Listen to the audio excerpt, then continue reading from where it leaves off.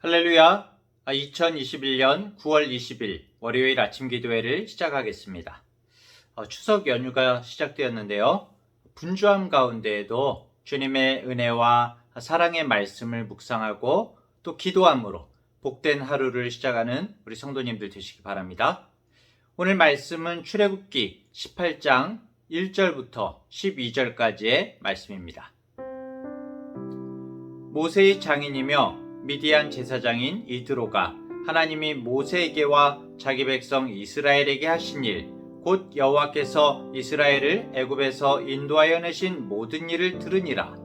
모세의 장인 이드로가 모세가 돌려보냈던 그의 아내 십보라와 그의 두 아들을 데리고 왔으니 그 하나의 이름은 게르솜이라. 이는 모세가 이르기를 내가 이방에서 나그네가 되었다 하며, 하나의 이름은 엘리에셀이라. 이는 내 아버지의 하나님이 나를 도우사 바로의 칼에서 구원하셨다 함이더라. 모세의 장인 이드로가 모세의 아들들과 그의 아내와 더불어 광야에 들어와 모세에게 이르니 곧 모세가 하나님의 산에 지친 곳이라. 그가 모세에게 말을 전하되 네 장인 나 이드로가 네 아내와 그와 함께한 그의 두 아들과 더불어 네게 왔노라. 모세가 나가서 그의 장인을 맞아 절하고 그에게 입맞추고 그들이 서로 문안하고 함께 장막에 들어가서 모세가 여호와께서 이스라엘을 위하여 바로와 애굽 사람에게 행하신 모든 일과 길에서 그들이 당한 모든 고난과 여호와께서 그들을 구원하신 일을 다 그 장인에게 말하매, 이드로가 여호와께서 이스라엘에게 큰 은혜를 베푸사 애굽 사람의 손에서 구원하심을 기뻐하여 이드로가 이르되 여호와를 찬송하리로다. 너희를 애굽 사람의 손에서와 바로의 손에서 건져내시고 백성을 애굽 사람의 손 아래에서 건지셨도다. 이제 내가 알았도다. 여호와는 모든 신보다 크심으로 이스라엘에게 교만하게 행하는 그들을 이기셨도다 하고, 모세의 장인 이드로가 번제물과 희생제물들을 하나님께 가져오매 아론과 이스라엘 모든 장로가 와서 모세의 장인과 함께 하나님 앞에서 떡을 먹으니라. 아멘. 자, 오늘 본문 말씀에서 주된 등장인물은 바로 이드로입니다. 모세의 장인인 이드로가 모세를 찾아오게 되는데요. 이 모세의 장인인 이드로는 출애굽기 2장 18절 그리고 민수기 10장 29절에서는 르우엘이라는 이름으로 나오거든요. 그리고 출애굽기 3장 1절 그리고 오늘 본문에서는 이드로라는 이름으로 나옵니다. 결국 르우엘과 이드로는 같은 사람인 거죠. 마치 아브람과 아브라함, 그리고 야곱과 이스라엘, 사울과 바울처럼 다른 이름을 가지고 있었던 겁니다. 그리고 오늘 본문은 이드로를 미디안의 제사장이라고 소개하고 있습니다. 다시 말해서 이 모세의 장인인 이드로는 이방 우상을 섬기는 다신교 제사장이라는 말입니다. 고대 사회에서 이 제사장이라고 하면 그 이방 우상과 제의에 대한 전문가라고 할 수 있습니다. 그런데 이런 이방 제사장인 이드로가 자신이 믿는 신이 아니라 다른 신, 여호와 하나님의 행하신 일을 듣고 모세를 찾아온 것이죠. 지금은 미디어의 발달로 뉴스가 엄청나게 순식간에 퍼져나가죠. SNS 등을 통해서 엄청나게 퍼져나가지만은 그 당시에 가장 중요한 언론은 무엇이었을까요? 바로 입소문입니다. 이스라엘 백성들이 출애굽했다는 그 역사적인 사건이 입소문을 통해서 그 당시 아마 중근동 지방에 널리 퍼졌을 겁니다. 이 출애굽의 소문을 아마 이드로도 들었던 거죠. 이드로는 모세가 처가로 돌려보냈던 모세의 아내 십보라 그리고 두 아들 게르솜과 엘르에셀을 함께 데리고 왔습니다. 장인 이드로하고 이 모세가 근 1년 만에 다시 만나게 된 거죠. 아마 굉장히 반가웠을 것입니다. 이런 장인을 마주 대하면서 모세는 8절 말씀을 통해서 이스라엘이 어떻게 이곳에 도달하기까지 당했던 모든 고난과 그 고난 속에서 하나님께서 어떻게 구원하셨는지, 사실은 이걸 굉장히 모세가 중점적으로 말했던 거죠. 하나님께서 어떻게 구원하셨는지를 중점적으로 간증하게 됩니다. 그런데 이 이방인 제사장 이드로의 반응이 굉장히 특이합니다. 오늘 본문 11절 말씀을 보면요. 이제 내가 알았도다.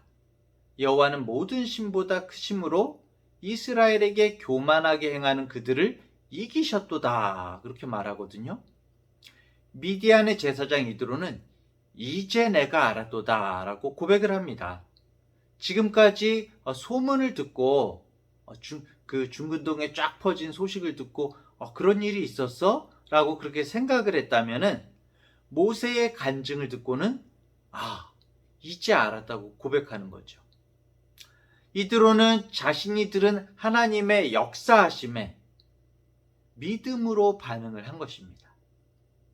그 자신이 이방 미디안의 제사장으로서 그동안 희미하게만 알고 있었던 여호와 하나님의 절대성에 대한 확고한 어떤 깨달음을 얻게 된 거죠. 놀라운 점은 이드로의 이 고백과 찬양은 이스라엘 백성들을 애굽에서 구출해내신 그 하나님의 절대적 신되심에 대한 이방인 최초의 고백이라는 것입니다. 이 구약 성경에서 처음 나오거든요. 이방인이 하나님에 대해서 이제 고백하는 것이 처음 나옵니다. 사실 하나님께서 이스라엘에게 복을 주신 이유가 출애굽의 목적 중에 하나가 여호와 하나님만이 참 하나님임을 온 열방에 알게 하는 것이거든요. 그런데 여호와 하나님이 모든 신보다 크시다라는 이 이드로의 고백은 아이러니하게도 사실은 이스라엘 백성들이 이런 고백을 해야 되거든요. 근데 이스라엘 백성들의 입을 통해서는 지금까지 결코 나오지 않았던 고백인 것 같습니다. 오히려 이런 미디안 제사장인 이드로의 입을 통해서 고백된 것이죠. 어떻게 보면은 하나님의 위대함에 대해서 이방인이 한 구약 성경에서 이제 이방인이 한 최초의 고백인 것이죠. 더욱 놀라운 것은 이드로는 모세의 말을 다 듣고서는 여호와 하나님께서 모든 신보다 크시다고 고백하고 크게 기뻐하면서 하나님 앞에 번제물과 희생제물을 드렸다는 겁니다. 오히려 하나님께서 선택하고 구원하신 이스라엘은 출애굽 이전에도 이후에도 성경에는 나타나지 않아요. 번제물과 희생제물을 드리고 하나님 앞에 제사했다는 것이 나타나지 않습니다. 구원하신 이스라엘은 그때까지 아무도 하나님을 제사하지 않았고 제물을 드리지 않았거든요. 오히려 어떻습니까? 지금 출애굽한 이래로 원망만 하고 하나님을 원망만 하고 막 불평만 하고 있죠. 저는 이 장면을 보면서 하나님께서 얼마나 이스라엘에게 서운하셨으면, 얼마나 이스라엘에게 예배를 받고 싶으셨으면 이방인 제사장을 들어서 구원받은 이스라엘을 부끄럽게 하시는구나 라는 그런 생각을 하게 되었습니다.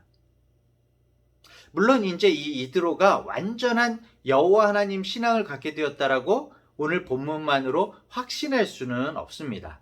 이드로의 고백이 유일신 하나님을 신뢰하고 주님으로 고백하는 것이 아니라 모든 신들 중에서 가장 크다라고 말하고 있거든요. 다신교 사고관에서 완전히 벗어나지는 못했어요. 하지만 그럴지라도 모세의 이야기는 이방인 제사장이었던 이드로의 내면에 믿음의 씨앗을 뿌린 거죠. 그리고 오히려 이스라엘을 부끄럽게 하는 믿음의 모습을 보이면서 하나님 앞에 고백하고 있는 것입니다.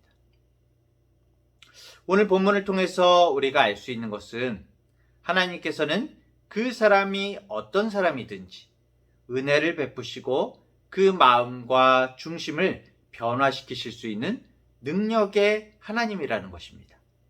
더불어서 이드로의 이러한 어떤 일련의 모습은 한 사람이 믿음을 받아들이게 되는 아주 전형적이고 바람직한 어떤 순서를 딱 따르고 있는 모습을 보여주는데요. 이드로가 먼저 하나님에 대해서 어떤 소문을 들었죠. 그리고 나서 그것을 이제 뒤따라서 참된 신앙의 사람 모세를 만나게 된 거죠.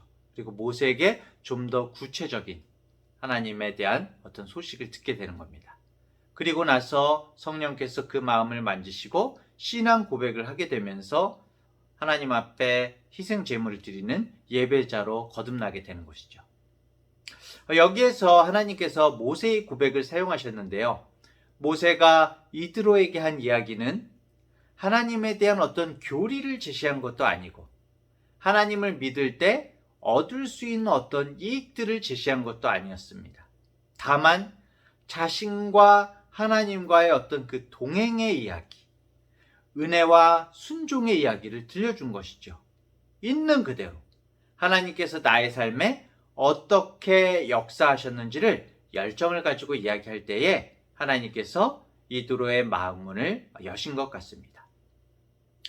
사랑하는 중앙대학교의 성도 여러분, 이미 어제 그제부터 시작이 되었지만 추석 연휴가 시작되었습니다. 여러 가족들 그리고 친척들을 만나고 이야기를 나눌 텐데요. 사실 가까운 사람, 그렇죠? 특별히 가족일수록 전도하기가 참 어렵다는 그런 이야기를 합니다. 왜 그렇습니까? 가려지지 않은 내 맨얼굴, 신앙의 맨얼굴을 가족들은 알고 있기 때문이죠. 다 보고 있기 때문입니다. 혹시 불신 가족이나 가까운 사람을 두고 기도하는 분들이 있으십니까? 그렇다면 그분들에게 하나님에 대해서 어떤 교리적인 부분을 말하는 것도 중요하지만 먼저 오늘 하나님과 함께 동행하는 우리 자신의 모습을 먼저 보여주시기 바랍니다. 물론 우리가 완전하지 않죠, 그렇죠? 우리의 완전한 모습, 잘 나가는 모습을 보여줄 수는 없습니다. 나의 완전하지 않음을 상대방에게 인정하고, 하지만 그 가운데에도 나를 이끌어 가시고 함께 하시는 주님만을 증거하는 것이죠. 나의 삶을 이야기하되 주인공 되신 하나님을 오직 주님만 자랑하는 것입니다. 그리고 내 삶이 하나님의 살아 역사하심을 증거하는 삶의 증거가 되어야 하겠습니다. 믿어라 말해서는 안 되더라고요. 절대 안 믿어요. 믿는 것은 하나님께서 하시는 일이고 믿게 하시는 것은 우리는 하나님을 만나 치료되고 변화되는 나의 삶을 증거해야 하는 것입니다. 그럴 때 우리가 기도하던 그분들의 입에서 언젠가는 신앙이 고백되고 또 스스로 예배자로 서는 모습을 보게 될 것입니다. 부디 오늘 말씀을 통해서 특히 불신가족과의 대화에서 지혜를 얻으시기 바라고 주님을 나타내고 드러내는 우리의 모습 되시기를 간절히 축원합니다. 기도하겠습니다. 하나님 아버지, 이방 제사장 이드로의 믿음의 고백을 통해서 이스라엘을 부끄럽게 하신 모습을 보게 됩니다.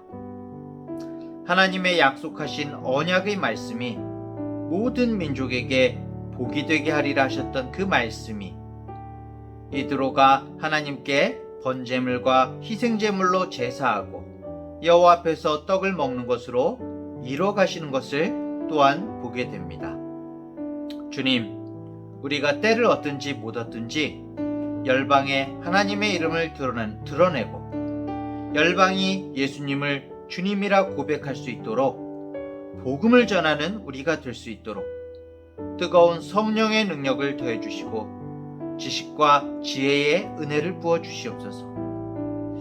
특별히 모세가 온 마음을 다해 하나님의 크신 역사를 이드로와 나눴던 것처럼 우리 자신을 드러내는 것이 아니라 부족한 나와 동행하시며 이끌어 가시는 하나님만을 증거하고 또 자랑하는 우리의 믿음의 고백과 또 삶의 간증을 나눌 수 있는 이번 추석이 되기를 원합니다. 먼 길 고향길 오고 가는 우리 성도들을 보호하여 주옵시고 평안과 기쁨의 추석이 되게 하여 주시옵소서. 주님만을 바라봅니다. 감사드리며 예수님의 이름으로 기도합니다. 아멘.